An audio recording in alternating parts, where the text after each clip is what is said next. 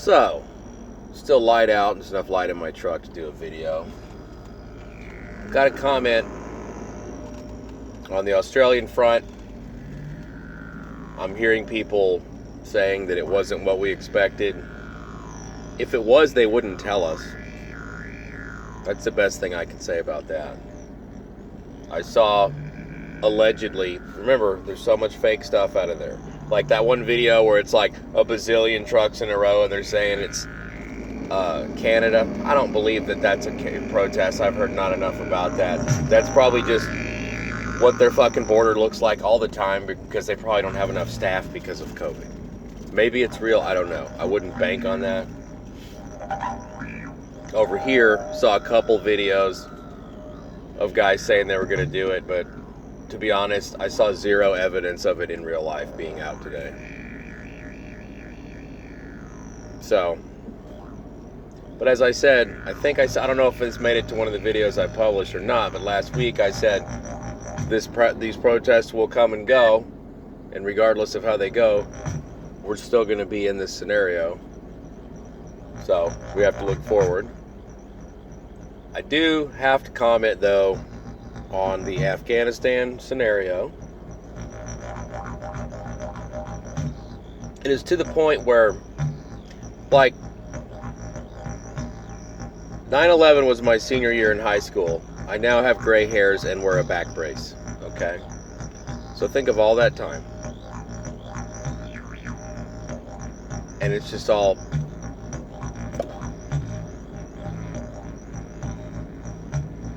gave the Taliban C-130s, helicopters, night vision.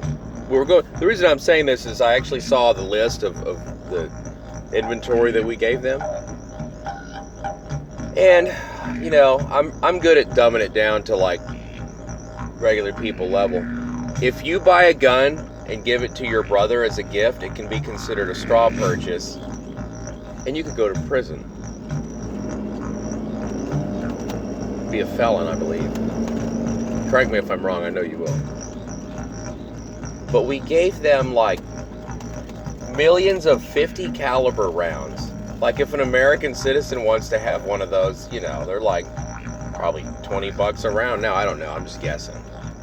I don't know what's gonna happen. Half of our global inventory is probably given to the Taliban. So I feel like this is to the point where I can safely, openly criticize President Biden on this. Because I've been trying to think of like, okay, amid all the layers of bullshit of like, okay, you're a terrorist based on his terrorism assessment if you are involved in questioning certain narratives and also involved in what they consider to be terrorism. So, can't talk about the vaccines or the passports or the requiring people to have a medical procedure done to them to engage in commerce. We don't criticize those things. We don't criticize the election because that's also associated with terrorism now. So we don't talk about the election. We just all accept that 81 million people voted for this. But then this is so bad that I feel like you could openly criticize President Biden for this, and it has nothing, nothing to do with what side you're on. This is so bad. Like, I have protested this war since probably as soon as I got out of tech school and I went out in the world, I became involved with being openly against this particular war because I felt like it was built on false pretenses, you know, the weapons of mass destruction. And then George Bush made jokes about, all this weapons of mass destruction got to be somewhere, ha ha ha, at some dinner he was speaking at or something. And it was just turned into a joke. And guys I went to high school with, guys I was little friends with when we were little bitty kids, went into that war. Some of them came back injured, some of them didn't come back. And this is just so fucking ridiculous that even I feel like if you're someone that's the most terrified person of saying anything about anything in this new fucking psycho fucking world we live in.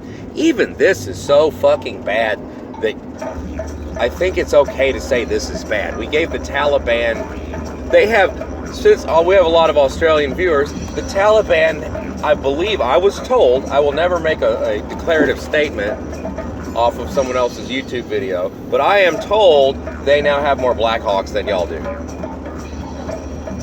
And she ain't gonna be right, mate. She ain't right. This is bullshit. You know, we're not allowed to protest over choosing our leader being rigged. As if, here's another difficult thing for me to understand. Up until 2020, Kamala Harris and Amy Klobuchar and Adam Schiff were all advocates of election integrity. And there are examples of them in the houses of government discussing this shit. So to say maybe the system needs to be audited every 5 years, I don't know. 4 would be good too. That's not unreasonable. We don't talk about that though. So we have let that just go. Not allowed to talk about that. And even though the man who invented that technology and other people involved directly in it and knowing about it say, this is very, very, very bad. So we don't talk about that. But the fucking off the Afghanistan thing, like, I mean, isn't aiding and abetting the enemy and giving material support and aid to the enemy considered a word that's a key word? That they, if, you know? I mean, my God, is this not safe to criticize? Because if it's not, then we're all where Yuri Bezmenov said we were going to be. And the reason I brought that up is there's another YouTube commentator that I watched that I'm a fan of that said she just now heard about Yuri Bezmenov. And I was like, that's the problem. We're so bamboozled with so much shit that a guy's been trying to tell you since the year I was born that this was going to happen. He tried to warn our parents. If you're at my age, he tried to warn our parents and their parents that there is a plan to subvert the United States and demoralize and revolutionize and remake in their image, and that we desperately needed to stop allowing certain institutions to be captured. I just saw a James O'Keefe video today where it was a whistleblower, or not a whistleblower, it was undercover, and it's a teacher who's like just super duper, yeah, I'm trying to turn these kids into communists and I have 180 days to do it. You know, I have friends who are teachers who are radical leftist people. Well, acquaintances, they were friends. I don't know if they'd be my friend anymore, that I'm opposed to overthrowing this country by a radical leftist group, but whatever, I'm sorry. It's time that we all need to just not give a fuck about what people think. Our country is clearly being stolen through subversion that Yuri Bezmenov fucking warned us about.